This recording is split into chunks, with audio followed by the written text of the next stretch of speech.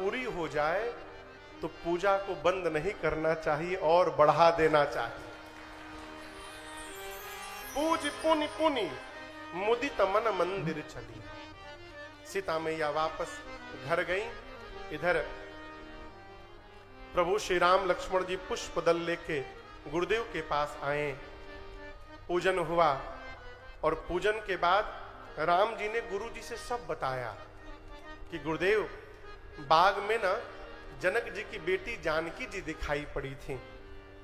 विश्वामित्र जी ने नेत्र बंद करके देखा कि सीता जी को मां पार्वती ने आशीर्वाद दे दिया है।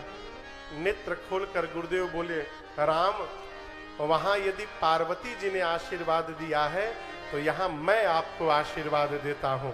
सुफल मनोरथ हो तुम्हारे, राम लखन सुन भये सुखाए। सुफल मनोरथ। बाद मिला, अगला दिन आया। आज धनुष यज्ञ का दिन है।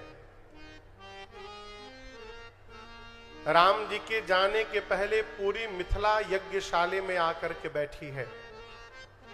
राम जी, लक्ष्मण जी, विश्वामित्र जी के साथ जैसे धनुष यज्ञशाले में प्रवेश किए, एक ही राम जी सबको अलग अलग दिखाई देने लगे। ये संभव है क्या? बोलिए। अच्छा, ये कुर्ता का रंग का है, हम जो पहने हैं पक्का सफेदे है?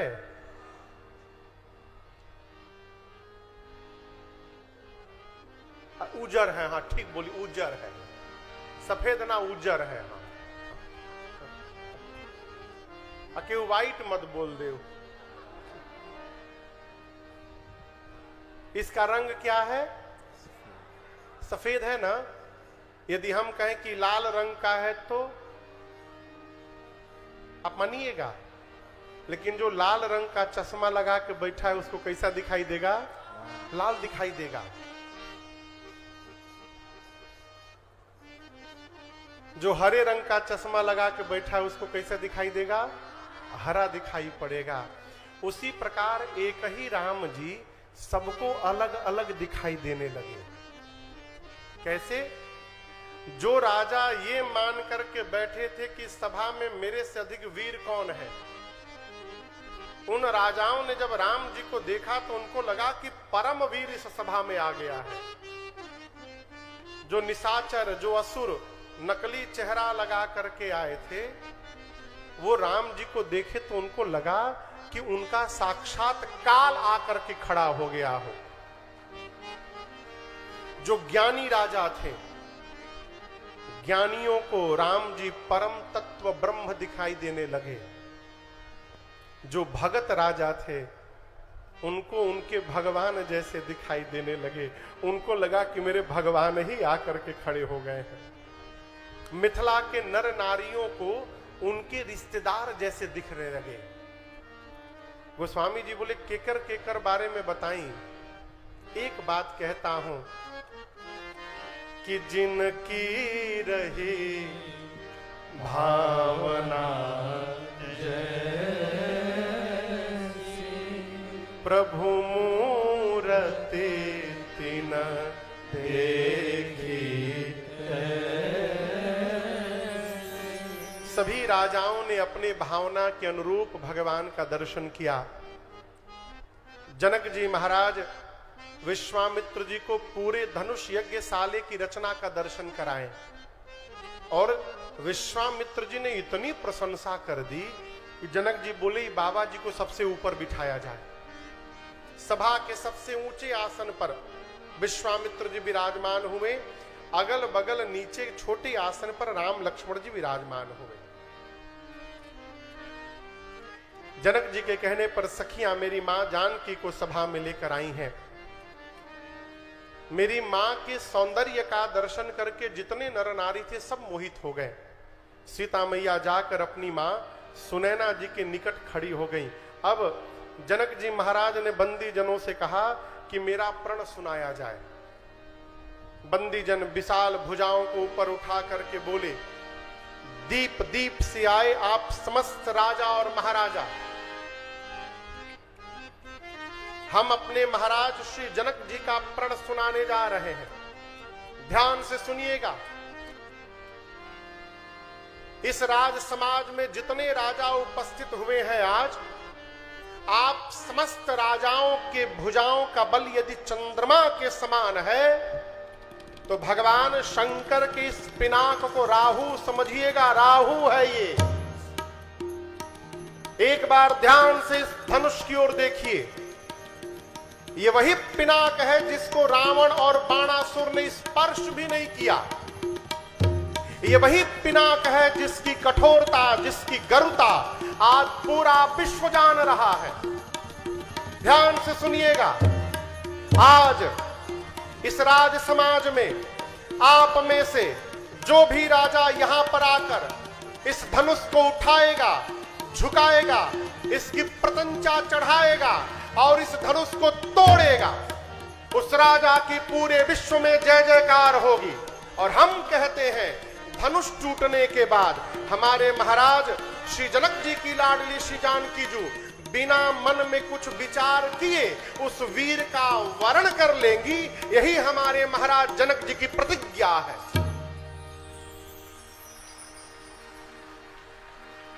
बंदी जनों ने जैसे जनक जी का प्रण सुनाया, एक साथ सैकड़ों राजा खड़े हो गए, हम तूड़ेम तो हम तूड़ेम।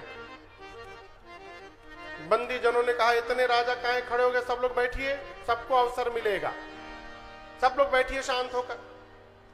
सबसे पहली कुर्सी पर जो राजा बैठे थे, बंदी जनों ने कहा चलिए आप प्रयास करिए।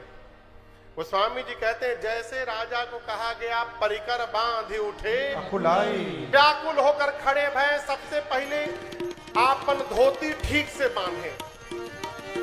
काहे दम लगैला में कहीं धोतिए मत खुली जाओ। व्यायाम किए, थोड़ा वार्म अप किए और जाने के पहले मन ही मन अपने इष्ट को प्रणाम किए।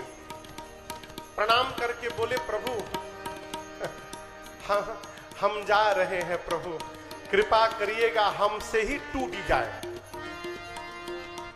क्या कहा राजा ने? हमसे टूट जाए। उस सभा में 10,000 राजा कम से कम थे। जब एक राजा अपने भगवान से बोला कि प्रभु हमसे टूट जाए, तो जो 9,999 बैठे थे वो तुरंत अपने भगवान से बोले प्रभु बचाइएगा, एकरा से न टूटने पाए। अब कहां एक राजा, कहां हजारों राजा। राजा तमतमा तमके ताके तकिसी बधनु धरई उठाई न कोटि भांति भल करई। राजा जाकर धनुष के पास धनुष को पकड़कर लगे घसीटने, पूरा बल लगा दिए, परंतु धनुष तिलमात्र नहीं खिसका। अंत में जब राजा से कुछ नहीं हुआ, राजा धनुष छोड़कर सिर नीचे झुकाकर वापस जाने लगे। अब दूसरा राजा चला है, मैं तोड़ के दिखाऊंगा। तो जो राजा वापस जा रहे थे ना, वो अपनी मन में बोले हाँ हाँ जा जा जा जा, उठैब तो बुझाई जा। एक एक करके राजा आते गए हो। तोड़ना बहुत दूर की बात है, किसी भी राजा से धनुष तिल मात्र धरती से इधर उधर खिसका भी नहीं। ज्ञानी राजा नहीं गए, दूर से प्रणाम करके बैठ गए। जानते सभा में भगवान बैठे हैं तो उनके आगे हमारे बल की क्या और क्षमता और औकात है। ज्ञानी राजा प्रणाम करके बैठ गए। जब किसी राजा से धनुष नहीं हिला तो राजाओं ने मीटिंग की, विशाल बाबू मिल के तोड़ दिहल जाओ। अकेले काम जब ना बने तो सब लोग जुटिया गिला के काम बा, लेकिन कितनों गोल बनाइएगा टूटी ना। हाँ, जितने विरोधी हैं सब एक साथ जमा हो जाएं, मिल के कह दिया जाए। का मिल के कह दीजिएगा, वहां सूर्य आकर के बैठे हैं, सूर्य की बराबरी जुगनू कर ही नहीं सकता कभी। राजा बोले मिल के तोड़ दिया जाए। एक राजा ने कहा मिल के तोड़ देंगे तो बियाहवा के संगे होई। एक राजा ने कहा टूटने के बाद हम लोग आपस में युद्ध कर लेंगे और जो विजेता होगा उससे विवाह हो जाएगा। राजाओं ने कहा स्वीकार है। 10,000 राजा, कितने राजा? 10,000। ए जिभूप सहस दस एक बारा, भूप सहस दस एक बारा, लगे उठावन तरई नटारा, लगे उठावन तरई नटारा, लगे उठावन तरई नटारा। 10,000 राजा एक साथ प्रयास किए, परंतु धनुष अपने स्थान से तिल मात्र भी इधर उधर नहीं डिगा। सभी राजा धनुष के हाथों अपनी कीर्ति वीरता गंवा करके अपने आसन पर सिर झुका करके बैठ गए। श्री जनक जी महाराज ये दृश्य देखकर विचलित हो गए, खड़े हुए, पूरा शरीर आवेश में कंपन कर रहा है। जनक जी बोले दीप दीप से आए आप राजा महाराजा, मैंने आप में से किसी को बुलाया नहीं, आप सब मेरा प्रण सुन सुनकर यहां आए हैं। और ये न समझिए मैं पहचान नहीं रहा हूं, मैं जानता हूं इस सभा में देवता वेश बदल करके विद्यमान है। इस सभा में दैत्य उपस्थित है, नाग है, मनुष्य है। क्या कह रहे थे आप लोग? अभी तोड़ देंगे? शर्म नहीं आती देख करके? तोड़ना तो दूर, आप में से किसी भी राजा ने धनुष को तिनके मात्र भी उधर उधर नहीं हिलाया है।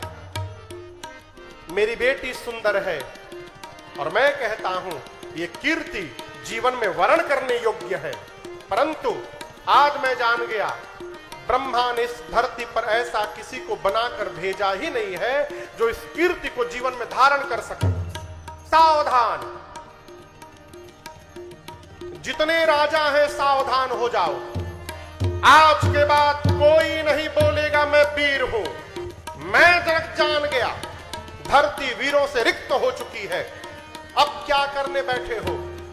विवाह का आस छोड़कर अपने अपने घर वापस लौटिए। यदि आज मैं प्रण का त्याग करता हूं तो मेरी कीर्ति कलंकित हो जाएगी। प्रण पे टिका रहता हूं तो मेरी आंखों के सामने मेरी बेटी कुंवारी रह जाएगी। मैं जनक जानता, यदि मैं तनिक भी जानता कि धरती पर कोई वीर नहीं बचा, ऐसी प्रतिज्ञा करके जगत में उपहास का पात्र कदापि नहीं बनता मैं। जनक जी महाराज ने जब पहली बार कहा कि आज के बाद कोई वीर नहीं कहेगा अपने आप को, विश्वामित्र जी के दाहिने राम जी, बाईं लक्ष्मण जी, जब वीरत्व को ललकारा तो लक्ष्मण जी तमतमा उठे, बोले भैया। राम जी बोले शांत रहो, शांत रहो, कुछ नहीं करना, शांत रहो, एकदम चुप, कुछ नहीं बोलना। पहली बार वीरत्व को ललकारा तो राम जी ने लक्ष्मण जी को शांत करा दिया। अभी जैसे तैसे क्रोध शांत हुआ था, तब तक जनक जी ने दूसरी बार ललकार दिया, जाओ जनते हूं बिनु भट भूमि बाई, ताऊ पनकरी होते हूं न हसाई। और दूसरी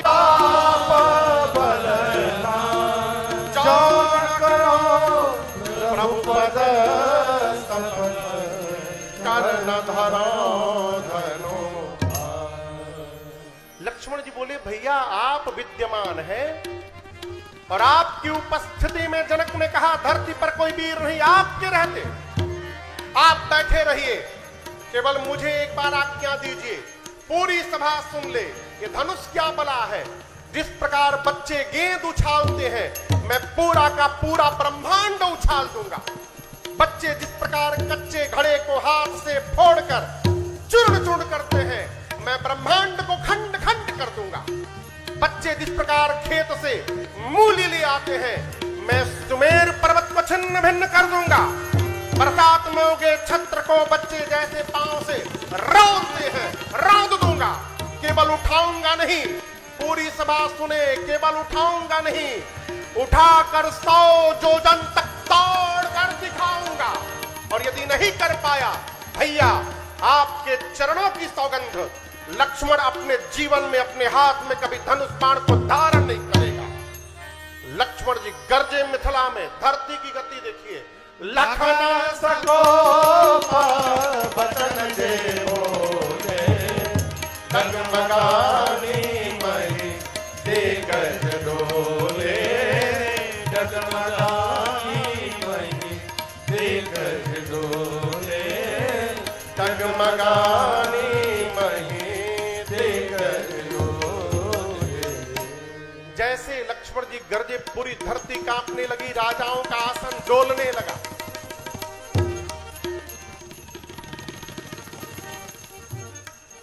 राम जी और सीता मैया प्रसन्न हो गए। जनक जी महाराज डरा गए। काहे? अरे राम, अभी छोटका खड़ा भइल बा तो धरती कांपे लागल, अब बड़का बैठल बा, अभी छोटे की ललकार से धरती में कंपन हो गया, बड़का खड़ा होगा तो क्या होगा। गुरुदेव भगवान विश्वामित्र जी जब लक्ष्मण जी की ललकार सुने तो कूद पड़े, बोले बाह चेला बाह, का ललकर ले बाए बेरा।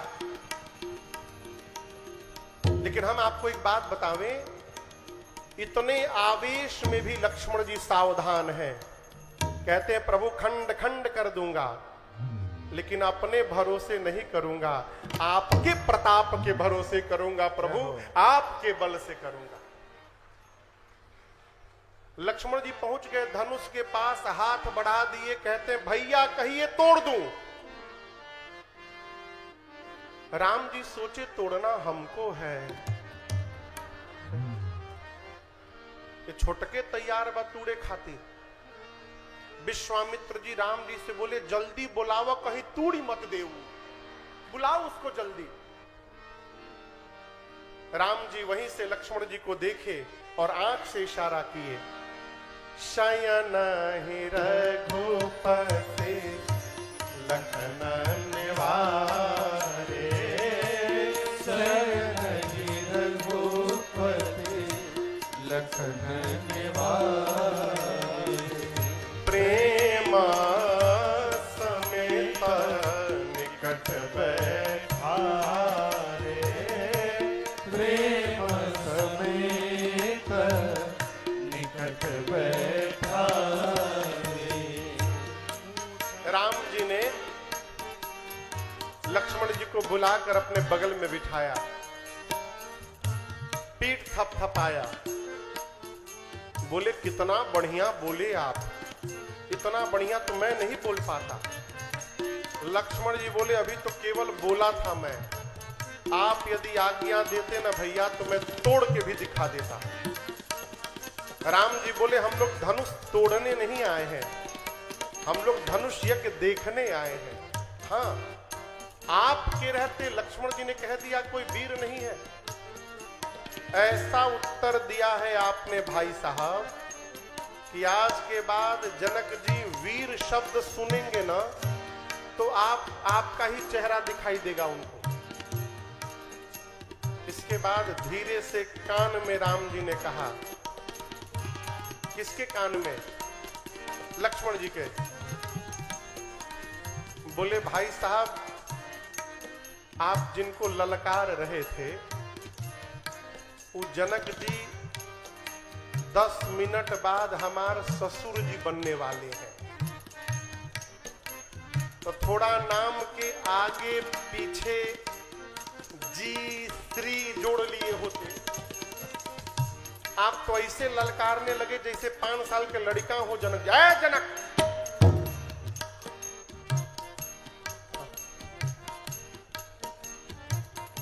राम जी बोले लक्ष्मण,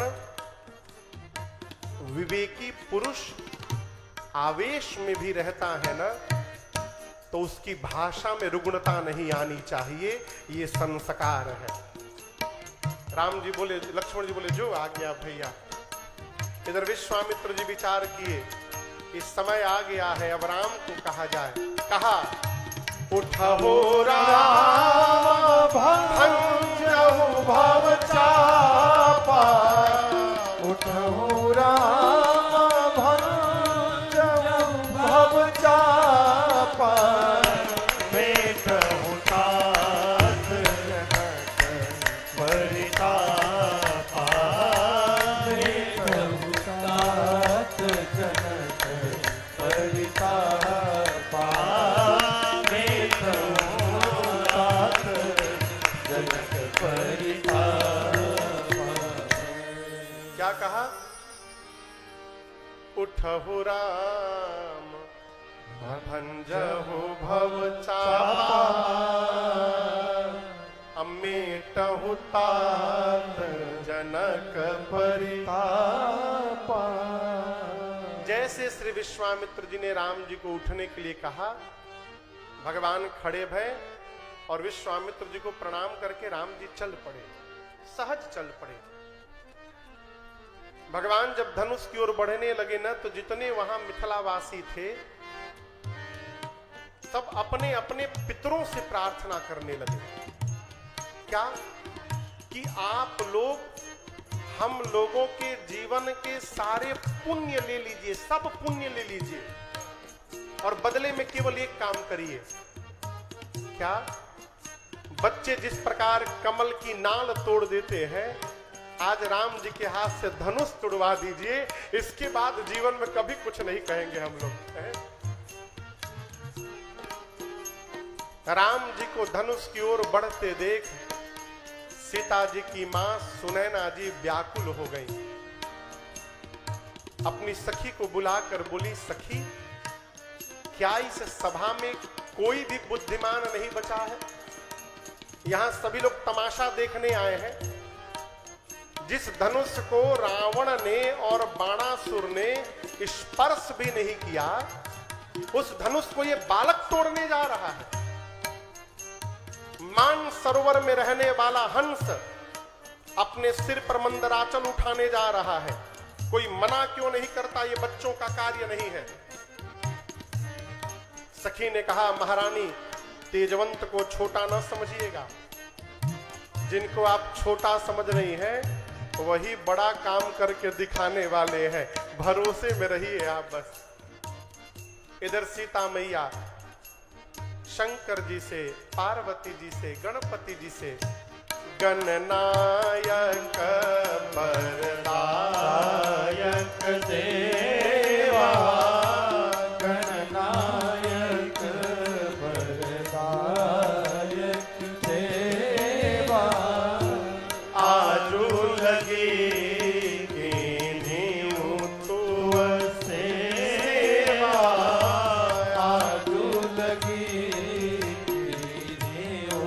तुव सेवा, बार बार विनती सुनि मोरे, बार बार विनती सुनि मोरे, करहु चाप गरुता अति थोरी, करहु चाप गरुता अति थोरी, करहु चाप गरुता अति थोरी। सीता मैया कहते हैं, गणपति जी अच्छा आप लोग बताइए,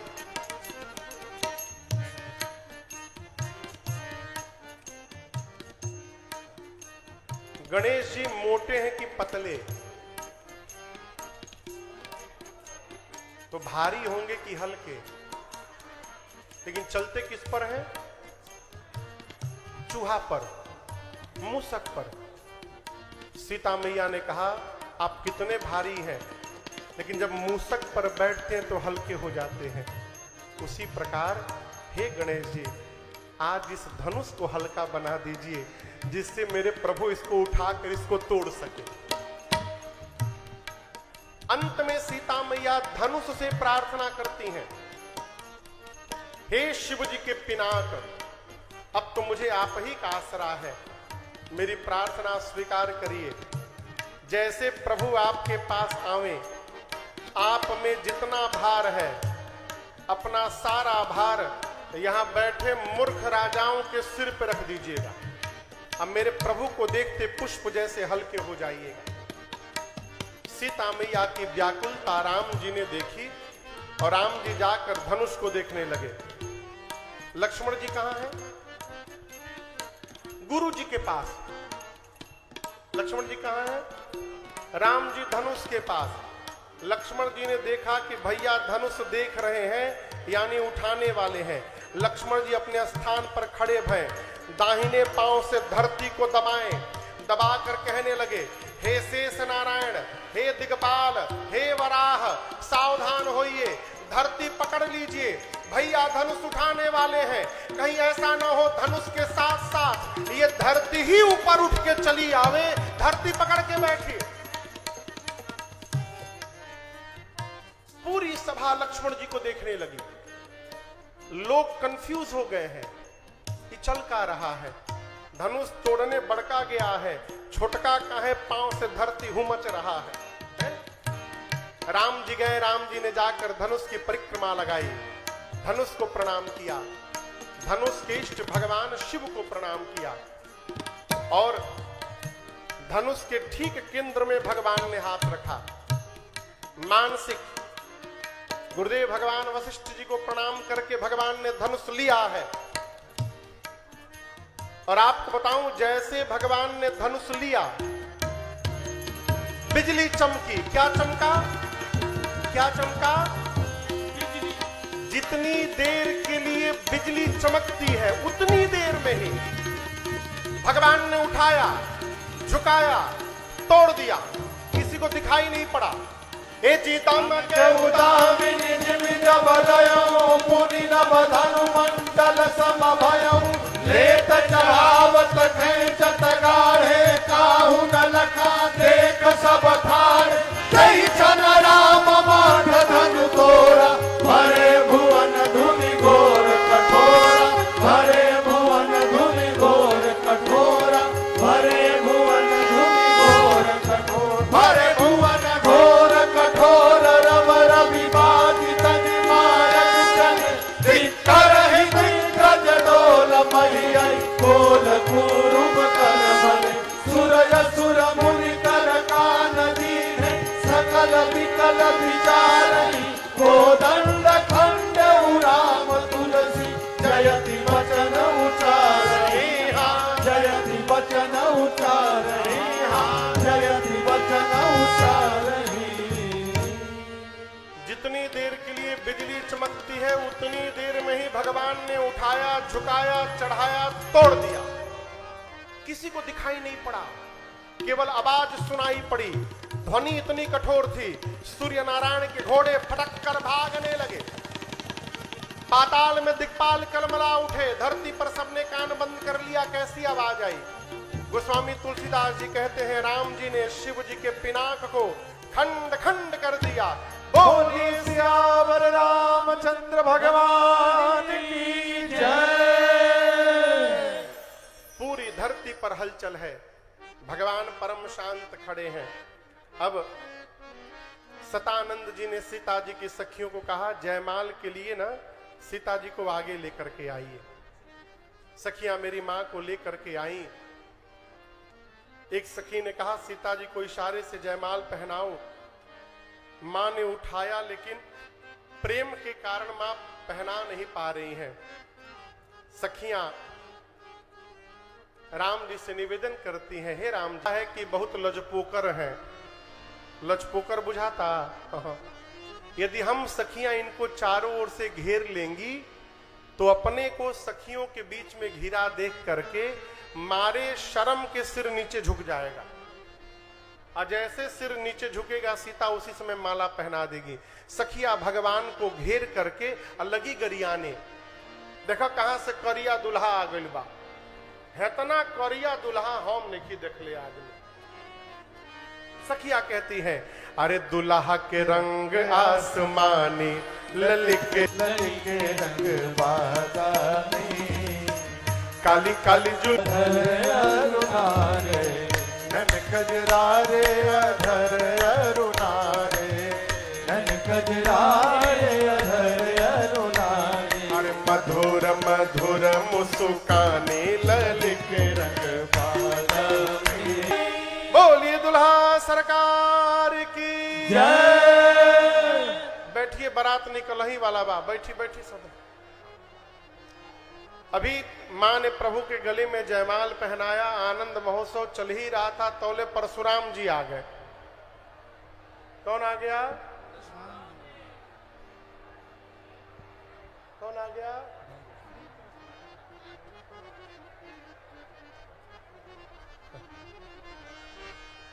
श्री परशुराम जी आ गए। के तुड़ल हा, के तुड़ल हा। जनक जी से बोले, जिसने शंकर का पिनाक तोड़ा है उसको निकाल करके बाहर करिए जनक जी, नहीं तो आपकी जहां तक राज सत्ता है वहां तक की धरती पलट दूंगा। जिन जिन राजाओं से धनुष हिला नहीं था, बगल के राजा से बोले, तुम क्या समझते थे हम तोड़ नहीं सकते थे? हमारे में बल नहीं है। हम जानते थे टूटने के बाद ही बवाल होने वाला है, इसलिए हम नाटक करके चले आए, जानबूझ के नहीं तोड़े। मन में सोचे, जय हो प्रभु, यदि हम आज तोड़ले हई तो बाबा जी हमरा के तोड़ देता। जनक जी का आवेश शांत नहीं हो रहा है। राम जी ने कहा, मुनिवर, इस धनुष को तोड़ने वाला आपका दास होगा। परशुराम जी का आवेश चरम सीमा पर है। अंत में राम जी ने कहा, मैंने तोड़ा नहीं, छूने से टूट गया। और आप युद्ध की बात करते हैं तो मैं कहता हूं, रघुवंशी हूं, रघुवंशी काल से भी नहीं डरता युद्ध में, लेकिन आप परशुराम हैं, ब्राह्मण हैं, हम आपसे लड़ेंगे नहीं। जो ब्राह्मण में श्रद्धा रखे वो पूरे जगत में निर्भय होकर रहता है, इसलिए हम आपसे लड़ेंगे नहीं। परशुराम जी देखिए, ब्राह्मण में इतनी श्रद्धा, ये भगवान हो सकते हैं। परिचय जब मिला, 9 बार जय जयकार करे परशुराम जी वापस चले गए। मिथिला से दूत पत्र लेकर अयोध्या आए हैं बारात ले चलने के लिए। गुरुदेव भगवान ने बारात निकलने का मुहूर्त बताया और बारात अयोध्या में सज के तैयार हो गई। आप में से कौन कौन बाराती है? राम जी की ओर से के आइल बा? आ सीता मैया की ओर से? आई बाप, ये तो ढेर संख्या बा हो। अब कितनों मित्र, हम तो अयोध्या वाले हैं।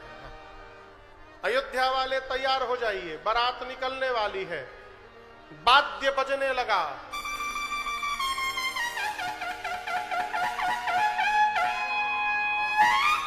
ये बाजा बुझाता कौन बाजा है?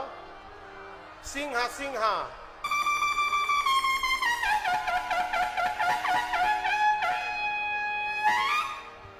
बियाह के असली बाजा यह है। बारात सज के तैयार भई। श्री राम जी की अजब बारात अवध से मिथिला चले। राम जी की अजब बारात अवध से मिथिला चली। श्री राम जी की अजब बारात अवध से मिथिला चले। श्री राम जी की अजब बारात अवध से मिथिला चली। मिथिला चली हो, मिथिला चली है, मिथिला चली हो, मिथिला चली है।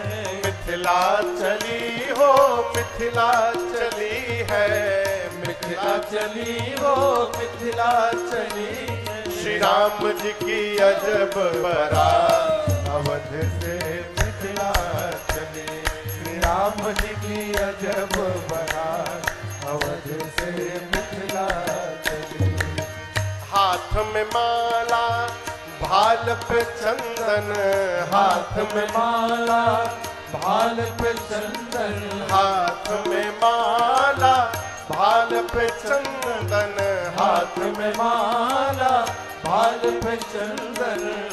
सब दाढ़ी वाले दिखा अवध से मिथिला चली। सब दाढ़ी वाले दिखा अवध से मिथिला चली। राम जी की अजब बारात अवध से मिथिला चली।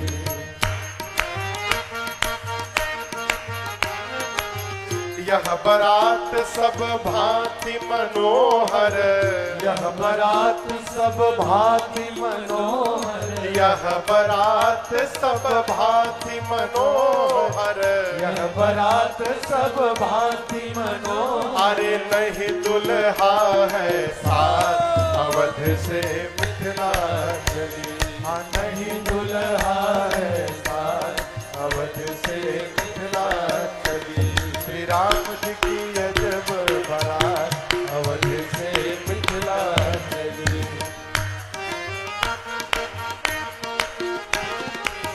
मिथिला में बहु व्यंजन मिलेंगे, मिथिला में बहु व्यंजन मिलेंगे, मिथिला में बहु व्यंजन मिलेंगे, मिथिला में बहु व्यंजन मिलेंगे। यहाँ मरी गए सतुआ खा अवध से मिथिला चली। यहाँ मरी गए सतुआ खार अवध से मिथिला चली। श्री राम जी की अजब बारात अवध मुस्कान अवध से मिथिला चली। अरे राज सहु मुस्कान अवध से मिथिला चली। श्री राम जी की अजब बारात अवध से मिथिला चली। श्री राम जी की अजब बारात। श्री राम जी की अजब बारात अवध से मिथिला। बारात में कौन कौन लोग हैं? हाथ में माला, भाल पे चंदन, हाथ में माला भाल पे चंदन, सब दाढ़ी वाले दिखा अवध से मिथिला चली। बारात को अयोध्या से निकलकर मिथिला जाने में कितना दिन लगा पता है? 4 दिन। कितना दिन? पहले दिन रात को जहां बारात रुकी, विधायक जी बाराती लोग भोजन कर रहे थे। एक बाराती दूसरे से पूछा, का हो? सुन ले बानी की मिथिला में बहुत आइटम मिलेंगे, मिथिला में बहुत आइटम मिलेंगे। यहाँ मरी गए सतुआ खात अवध से मिथिला चली। सिया राम राम जी की अजब बारात अवध से मिथिला। श्री जनक जी महाराज ने भव्य स्वागत किया है बारातियों का, जनवासे में स्थान दिया है। सखियों को पता चला कि जिस तरह बाबा जी के साथ 2 भाई आए थे, बरतियों में 2 आए हैं। एक ने कहा कि अरे उसमें भी एक सांवला है, गोरा है। एक सखी ने कहा सांवले का नाम भरत है और गोरके का नाम शत्रुघ्न है। एक सखी बोली हमको तो पता चला है कि ये चारों खास भाई हैं। जैसे सखियों को पता चला चारों भाई हैं, ब्रह्मा जी से भीख मांगने लगी। ब्रह्मा जी, बारात भले एक की आई हो, आप ऐसा चक्कर चलाइए चारों भाइयों का मिथिला में विवाह हो जाए, यहां से कोई कुंवारा लौट के वापस न जाए। विवाह का मुहूर्त निकला अगहन महीना, शुक्ल पक्ष पंचमी तिथि, दिन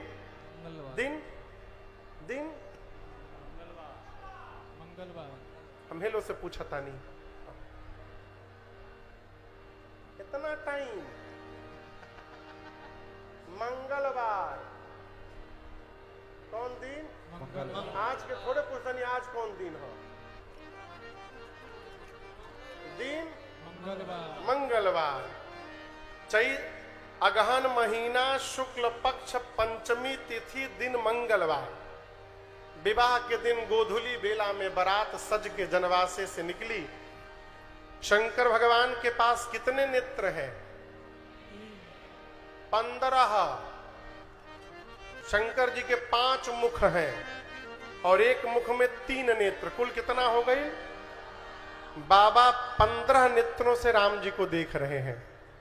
शंकर भगवान के लड़का है कार्तिकेय जी, उनके कितने आंख हैं देखे मालूम ना? उनके 6 मुख हैं, तो कुल कितने नेत्र हो गए?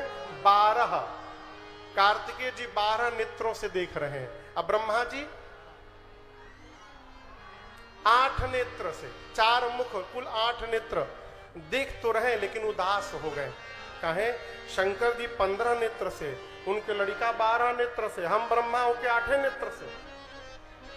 लेकिन आज पूरा देव समाज इंद्र की जय जयकार कर रहा है। क्यों? इंद्र आज अपने हजार हजार नेत्रों से भगवान के रूप का दर्शन कर रहे हैं। पूरी सभा इंद्र की जय जयकार कर रही है। द्वार पूजन हुआ। द्वार पूजन के बाद भगवान मंडप में प्रवेश करते हैं। सखियां मेरी मां को लेकर के आई। मुनियों ने सबसे पहले गणपति भगवान का पूजन कराया है। उसके बाद सोने की थाल में जल लेकर, जैसे हिमांचल जी और मैना जी ने शंकर जी के पांव को पखारा था, उसी प्रकार हिमांचल और मैना सोने की थाल में जल लेकर के राम जी के पांव को पखारने लगे। बाबा कहते हैं लागे पखारन पाय पंकज प्रेम तन पुल कावली नभनगर गान निशान जय धुनि उमगी जनु चहुदिशि चली जे पर सरोज मनोज हरिपुर सदैव विराजहि जे सकृत सुमिरत विमलता मन सकल कलिमल भाजहि। जैसे श्री जनक जी भगवान के चरण को पखारना प्रारंभ किए, वहां जितने देवता विराजमान थे सभी आपस में वार्ता करने लगे कि जनक जी आज कौन से चरण को धो रहे हैं। ये वही चरण है जो कामदेव के शत्रु भगवान शिव के हृदय में रहता है। ये वही चरण है जो कागभुषुंडी जी के मन में विचरता है। ये वही चरण है जिससे अहिल्या जी का उद्धार हो गया। ये वही चरण है जिसकी एक बार याद आ जाए तो जन्म जन्मांतर के पाप भस्म हो जाते हैं। ये वही चरण है जिसको एक बार देखने के लिए महात्मा न जाने कितने वर्षों तक तपस्या करते हैं। और आज जनक जी उसी चरण को अपने हाथ से धो रहे हैं। आज ब्रह्मांड में जनक जी से अधिक सौभाग्यशाली दूसरा कोई जीव नहीं हो सकता। बोलिए जनक जी महाराज की जय। पद प्रक्षालन के बाद साखोचार हुआ। साखोचार के बाद पानी ग्रहण कन्यादान। बाबा कहते हैं पानी ग्रहण के बाद क्यों कर विनय विदेह कियो विदेह मूर्ति सावरी करी हो। के बाद लक्ष्मण भैया का विवाह सीता मैया की छोटी बहन उर्मिला मैया से हुआ। भरत भैया का विवाह महाराज जनक के भाई कुशध्वज जी की बड़ी बेटी मांडवी मैया से हुआ। और शत्रुघ्न भैया का विवाह मांडवी मैया की छोटी बहन श्रुति कीर्ति मैया के साथ हुआ। कितना दुल्हा दुल्हन हो गए बोलिए। अब मंडप कितना है? सखियां देख करके नाचने लगी और भगवान को देख करके